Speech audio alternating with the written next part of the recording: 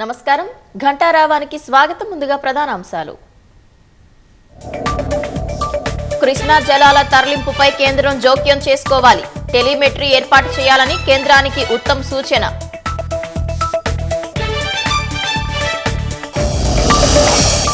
విస్తృత స్థాయి కసరత్తుతో భూభారతి విధి విధానాలు రూపొందించాం.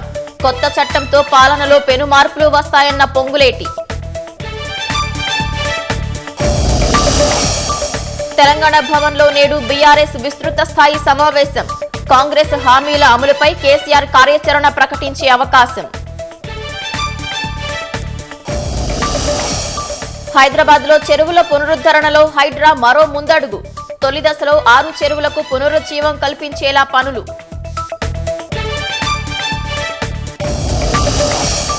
కొత్త సీఎం ఎంపిక కోసం ఇవాళ ఢిల్లీ బీజేపీ శాసనసభాపక్ష భేటీ.